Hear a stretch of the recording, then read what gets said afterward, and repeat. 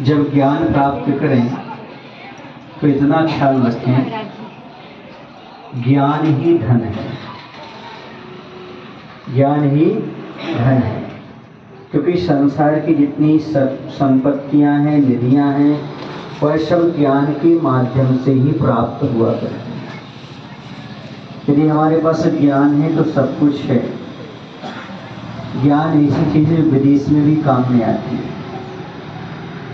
आपके पास ज्ञान है तो स्वर्ग में भी काम में आता है। आप कहीं भी रहो, ज्ञान है तो आपको सब काम सिद्ध हो जाते हैं। आचार्य ज्ञान सागर जी महाराज ने एक उदाहरण दिया।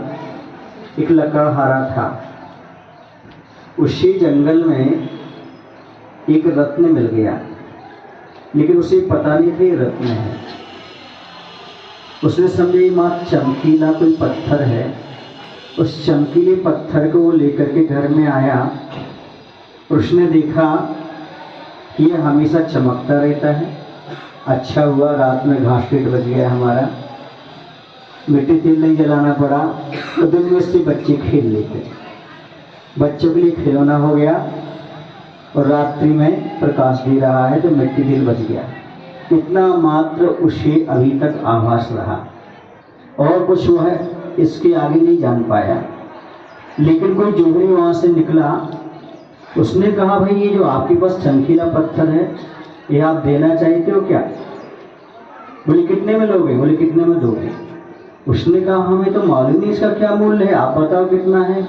बोले आपके जो पत्थर है आप चाहो तो जीवन भर माला माल रह सकते हो, आपको बैठ करके खाने मिलेगा, कुछ कमाना नहीं पड़ेगा, अब आपको लकड़ियां भी काटने नहीं जाना पड़ेगा। उसने कहा क्यों?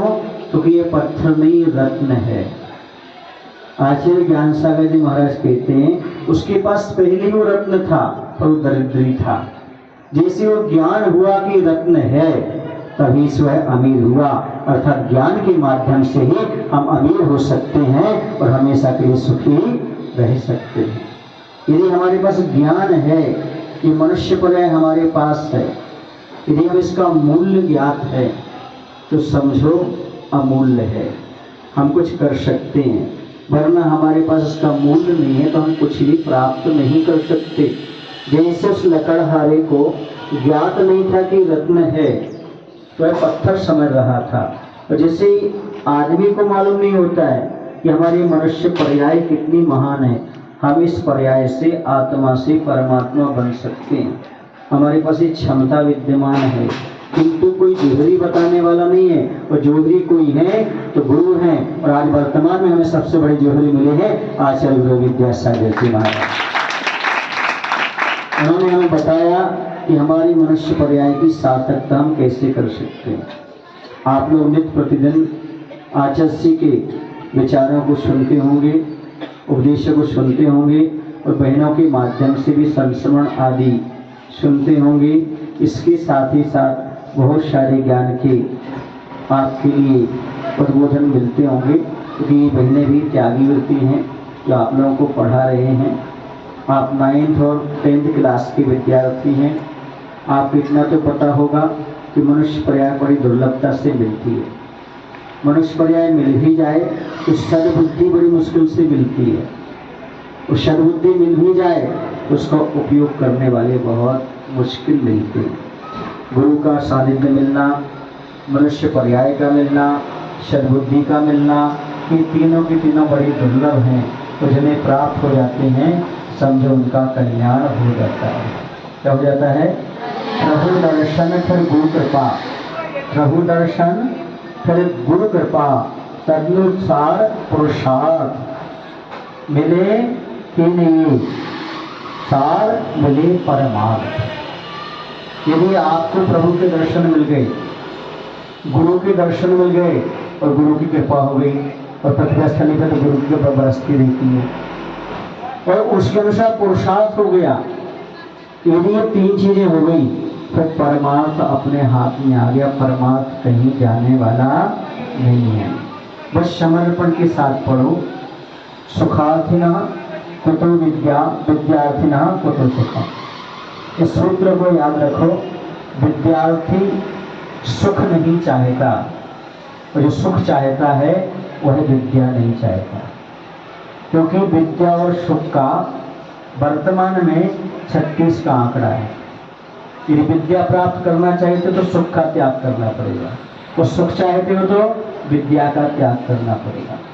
विद्यार्थी, साधु और किसान, ये तीनों जो होते हैं यह दूरदर्शी होते हैं।